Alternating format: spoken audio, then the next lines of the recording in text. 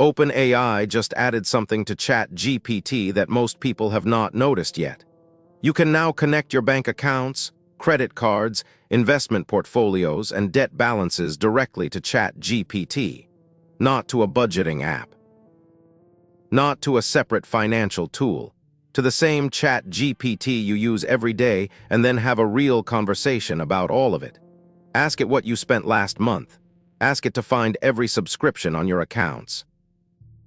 Ask it whether you can afford to buy a home in 3 years given your current income and expenses. It will look at your actual numbers, not generic advice, and answer you. This is not a concept. It is live. And it changes what personal finance looks like for most people. When you link your accounts, ChatGPT gets read access to your transaction history, your recurring charges, your account balances, and your investment positions. It does not move money. It does not make trades.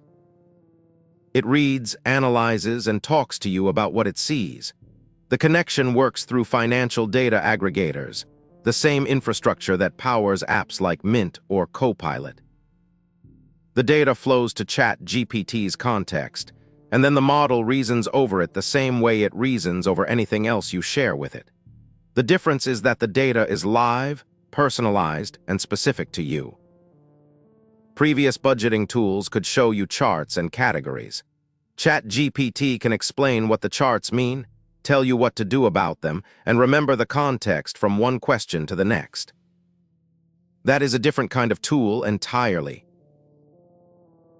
One of the most immediately useful things you can do is ask ChatGPT to find every recurring charge on your accounts. Most people are paying for subscriptions they no longer use. Not because they forgot they signed up, though that happens, but because canceling requires effort, and the charges are small enough to ignore. Streaming services, news sites, fitness apps, cloud storage tiers, software tools from a project 2 years ago. Individually, $7 or $12. Collectively, often more than $100 a month. ChatGPT can list every recurring charge, show you which ones have been active without any corresponding usage patterns, and walk you through canceling the ones you do not want. This is not new information. Banks have always had this data. What is new is that someone or something is finally willing to sit down with you and go through it.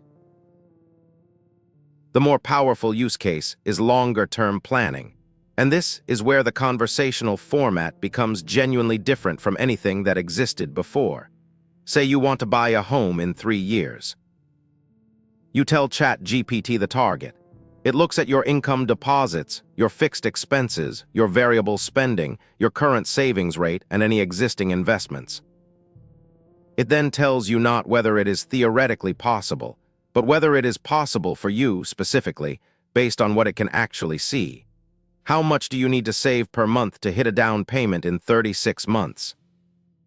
Which spending categories have enough slack to make that number realistic? What would change if your income increased by 15%? If interest rates move, how does that affect your timeline? These are questions that used to require a financial advisor appointment. Most people never made that appointment. Now the conversation is available whenever you want to have it, using your actual numbers at no additional cost. There is one thing worth being clear-eyed about before connecting everything. Your financial data is among the most sensitive data you produce. It reveals health decisions, relationship structures, political contributions, and personal vulnerabilities. When you connect your accounts to ChatGPT, that data is processed by OpenAI's systems. Under current enterprise data policies, it is not used to train the underlying model, but it is transmitted, stored temporarily, and processed by infrastructure you do not fully control. OpenAI's privacy documentation is clearer than most, but it is still documentation that most users will not read. The question is not whether this tool is useful. It clearly is, but whether you understand what you are exchanging for that usefulness. For most people, the practical answer is, connect what you are comfortable with, treat it like you would treat sharing statements with an accountant. and do not connect accounts you would not want breached in a worst-case scenario. The question is not whether this tool is useful. It clearly is, but whether you understand what you are exchanging for that usefulness. For most of history, having someone who understood your specific financial situation, not generic advice, but your numbers, your goals, your constraints, was something you either paid for or went without. Most people went without. What OpenAI has built into ChatGPT is not a replacement for a financial advisor in complex situations. But for the majority of people navigating ordinary financial decisions, subscriptions, savings targets, spending patterns, medium-term goals, it is closer to useful than anything that has existed before at this price point. Most people went without. What OpenAI has built into ChatGPT is not a replacement for a financial advisor in complex situations. The limit, as has always been true with tools like this, is how much you are willing to engage with it. This is Orbital Brief.